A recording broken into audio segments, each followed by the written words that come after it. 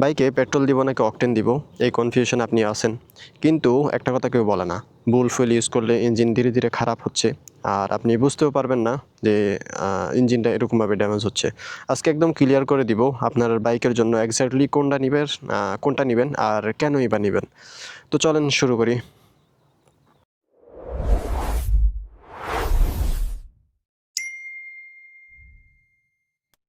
প্রথমে বেসিকটা ক্লিয়ার করি। পেট্রোল আর অকটেন কি আলাদা জিনিস? হ্যাঁ, আলাদা জিনিস, কিন্তু একই রক্ত।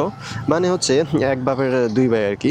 মানে বহির্বিশ্বে এটা হচ্ছে গ্যাসোলিন নামে পরিচিত, বাংলাদেশে আইসে এটা হচ্ছে পেট্রোল বা অকটেন। কোয়ালিটি ডিফারেন্ট করে। আচ্ছা, এটা হচ্ছে পেট্রোল বা অকটেন নামে পরিচিত আর কি। তো পেট্রোল হচ্ছে রেগুলার ফুয়েল, রিফাইনারিতে কম প্রসেস করে বানানো। অকটেন নাম্বার কম থাকে, মানে RON নাম্বার যেটা থাকে এটা একটু কম থাকে আর কি। আর অকটেন হচ্ছে হায়ার কোয়ালিটির ফুয়েল, বেশি রিফাইন করা, অকটেন নাম্বার বেশি থাকে, স্মুথলি বার্ন করে। অকটেন নাম্বার মানে কি? সিম্পল ভাষায় ফুয়েল ইঞ্জিনের ভিতরে কতটা স্টেবল থেকে বার্ন করবে, মানে পুড়ে যাবে। এই যে আপনার ইয়ার বা ফুয়েল দুইটা যে মিক্স হয়ে ঢুকলো, ওটা কতটা স্টেবল থাকবে, মানে কতটা তাপশক্তি গ্রহণ করতে পারবে, সেটাই হচ্ছে অকটেন নাম্বারটা আর কি। অকটেন নাম্বার কম হলে ফুয়েল স্টেবল থাকে না, তাড়াতাড়ি জ্বলে যায়। অকটেন নাম্বার যদি বেশি হয়, ফুয়েল স্টেবল থাকে, স্মুথলি বার্ন করে।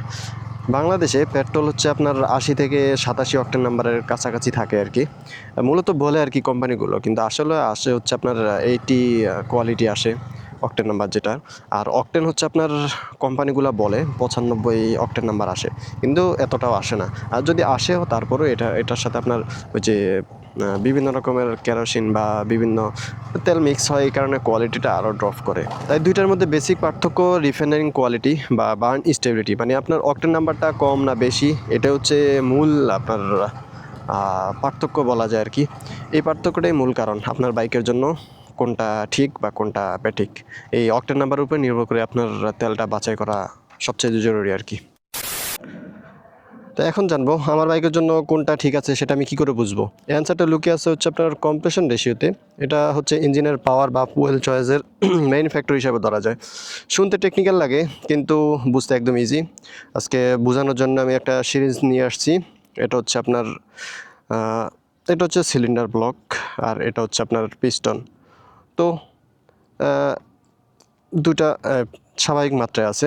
যখন পিস্টনটা নিচের দিকে নামে, তখন হচ্ছে আপনার ইয়ার বা ফুয়েল দুইটা মিক্স হয়ে ঢুকার পরে এই যে পিস্টনটা যে চাপ দেয়, এই চাপটাই হচ্ছে আপনার যত বেশি চাপ দিবে তত প্রেশার ক্রিয়েট হবে। যে যত চাপ দিচ্ছে তত দেখেন ব্যাক করতেছে, তত বেশি প্রেশার দিতেছে। ইঞ্জিনে আসলে এক্স্যাক্টলি এই কাজটাই হয়। পিস্টন উঠে এয়ার ফুয়েল মিক্সকে কম্প্রেস করে, আর এই রেশিও হচ্ছে আপনার এই যে কাজটা বা প্রক্রিয়াটা, এটাই হচ্ছে আপনার কম্প্রেশন রেশিও। এখন সিম্পল এক্সাম্পল, আপনার কম্প্রেশন রেশিও ধরেন যে 9.9:1 বা 10:1 বা 11:1, যেটাই হোক। আপনার পিস্টনটা হচ্ছে 9:1। এটার মানে কি? এই যে ফুয়েলটা যে ঢুকলো, এটা ঢুকার পরে ফুয়েল বা ইয়াটা ঢুকার পরে যে কম্প্রেস করবে, যে কম্প্রেস করতেছে, এই কম্প্রেসটা হচ্ছে আপনার 9 গুণ করবে। মানে যত 9:1 থাকুক আর 10:1 যত গুণ থাকবে, তত গুণ এটা কম্প্রেস করবে, মানে এটা ততটা কম্প্রেস করবে। এখন আসেন, যদি সেই কোয়ালিটির ফুয়েল আপনি না দেন, তখন কি হবে? তখন নক ফিল হবে বা নকিং হবে। এই নকটা আসলে কি? নক মানে কি?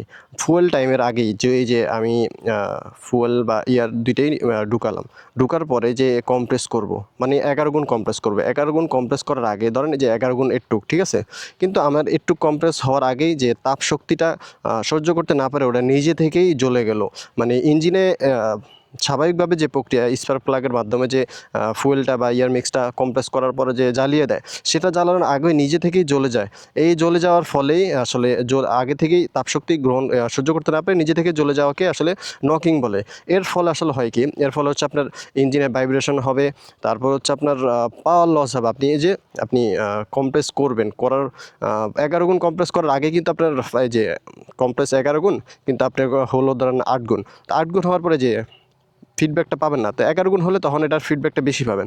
তো এটাই হচ্ছে হয় আর কি, আপনি পাওয়ার লস করবেন। তারপর লং টার্ম যদি আপনি সেমভাবেই ইউজ করতে থাকেন, তখন আর হলো কি আপনার ইঞ্জিনে প্রেশার পড়বে, ইঞ্জিনের পিস্টন যে স্বাভাবিকভাবে আপনি যখন দেখবেন যে ইঞ্জিন ফুটো হয়ে যায়, তারপরে পিস্টন রড বাঁকা হয়ে যায়, বিভিন্ন রকমের ইস্যু হয়। এই কাজগুলো হয় আসলে মূলত যে তেলের কারণে, তেলের কোয়ালিটির কারণে আসলে ইঞ্জিনটা সিজ হয় বেশিরভাগই। যাদের 9:1 কম্প্রেশন রেশিও 9:1, 9:1-এর নিচে তারা হচ্ছে আপনার পেট্রোল ইউজ করবেন। পেট্রোল ইউজ করলে আপনার জন্য এনাফ, এর বাইরে আর দরকার নেই। আর যাদের হচ্ছে 9:1 থেকে আপনার 10.5:1 তাদের হচ্ছে এর মধ্যে তারা হচ্ছে আপনার পেট্রোলটা ইউজ করতে পারেন, সমস্যা হবে না, কিন্তু আপনার জন্য অকটেনটা একটু বেটার আর কি। কারণ আমাদের কোয়ালিটির অত ভালো না, সেই জন্য ওইটা আপনার জন্য একটু বেটার অপশন আর কি। আর যাদের হচ্ছে 10.5:1-এর উপরে তাদের হচ্ছে অকটেন মাস্ট বি ইউজ করতেই হবে। কারণ না হলে আপনি ইঞ্জিন ড্যামেজ করে ফেলবেন। খুব বেশি দিন লাগবে না, ওইরকমভাবে পাওয়ারটা দিতে পারবে না। আপনার ইঞ্জিনটা নকিং ফিল হবে ডেলি। তো তখন এটা আস্তে আস্তে আপনার ইঞ্জিনটা খুব সহজেই ড্যামেজ করে দিবে। এখন আপনার বাইকের কম্প্রেশন রেশিও আপনি জানবেন কি করে? আপনার বাইকের যখন কিনলেন তখন আপনাকে একটা ম্যানুয়াল বুক দেওয়া হয়েছে। ওই ম্যানুয়াল বুকে আপনি দেখবেন যে আপনার কম্প্রেশন রেশিওটা দেওয়া আছে। আর সেটাও যদি ম্যানুয়াল বুক কাছে না থাকে, তাহলে সহজভাবে আপনি আপনার বাইকের মডেলটা আপনার ধরেন MT-50, তারপরে কম্প্রেশন রেশিও এটা লিখে গুগলে সার্চ দিবেন। সার্চ দেওয়ার পরে দেখবেন আপনার কম্প্রেশন রেশিওটা চলে আসবে। এখন বড় মিথ্যা ক্লিয়ার করি, অকটেন দিলে বেশি পাওয়ার পাবো, এটা 100% ভুল। আপনার বাইকের যে রেশিওর জন্য বানানো সেই অনুযায়ী যদি ফুয়েল নেন, তাহলে আপনি পর্যাপ্ত বা ভালো ফিডব্যাকটা পাবেন। কারণ আননেসেসারি যদি আপনি ধরেন আপনার পেট্রোল নেওয়াটা এনাফ, কিন্তু আপনি নিতেছেন অকটেন, তো এটা তো হয় কি আপনি এক্সট্রা পাওয়ার পাবেন না, তারপর আপনি মনে করতেছেন যে মাইলেজ বেশি পাবেন, সেটাও না। শুধু আপনি যে টাকা নষ্ট করে আপনার 10 টাকা বা 5 টাকা বেশি দিয়ে অকটেনটাই নিলেন, পার্থক্য শুধু এইটুকুই আর কি। তাই কখন কী নেবেন এটা একদম ক্লিয়ার। আর তারপরেও যাদের ওই যে আমাদের এখন যে এই ক্রাইসিস অনুযায়ী যদি পেট্রোল নেওয়াই লাগে, তখন আপনি কি করবেন? যারা ডেইলি সিটি রাইড করে তাদের জন্য পেট্রোল এনাফ। যাদের হচ্ছে 5000 RPM-এর নিচে থাকে আর কি, তারা হচ্ছে চাইলে পেট্রোল ইউজ করতে পারে, সমস্যা হবে না। যাদের হচ্ছে 10.5:1-এর নিচে আছে আর কি, তারা পেট্রোল ইউজ করতে পারে, সমস্যা হয় না।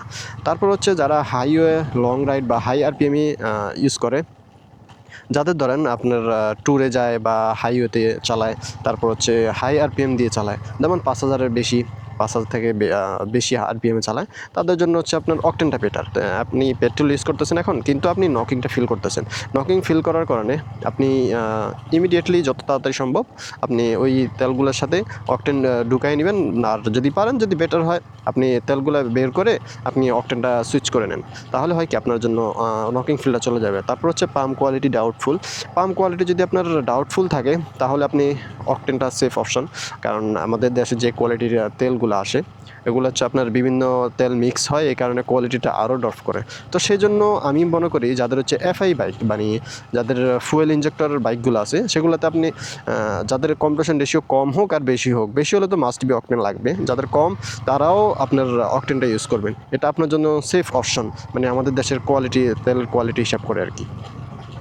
তারপরে সবসময় অকটেন মাস্ট, এটাও কোনো রুল না, আপনার প্রয়োজন অনুসারে কিন্তু আপনি ইউজ করতে পারেন।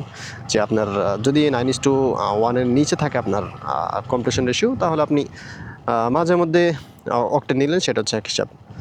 তারপরে এই যে আমাদের যে র্যান্ডম মিক্স করা আমরা মন চাইলো পেট্রোল নিলাম, তারপরে অকটেন নিলাম, যখন যেটা পাই সেটাই নিলাম, এরকম করা আসলে ঠিক না। এটাতে আপনি বুঝতেছেন না যে আপনার অকটেন নাম্বারটা কোন পর্যায়ে আছে, বা আপনি পরীক্ষা করতে পারতেছেন না। তো এই কারণে হয় কি, আপনার যদি অকটেন নাম্বারটা মানে নিচে নামে থাকে, যে আপনার কম্প্রেশন রেশিও যেটা চাইতেছে এর নিচে থাকলে আপনার ইঞ্জিনটা আস্তে আস্তে ড্যামেজ হবে। তো এরকম র্যান্ডম মিক্স করা থেকে বিরত থাকবেন। আপাতত আমাদের যে ক্রাইসিস আছে, এই ক্রাইসিসের মধ্যে আপনার যদি পেট্রোল অকটেন মিক্স করে ইউজ করলে আপনি যে অকটেন বুস্টার যে আছে, ভালো কোম্পানির অকটেন বুস্টার ইউজ করবেন, তাহলে হয় কি আপনার কিছুটা অকটেন, আপনার তেলটা কিছুটা কোয়ালিটি একটু ভালো হবে, এই আর কি।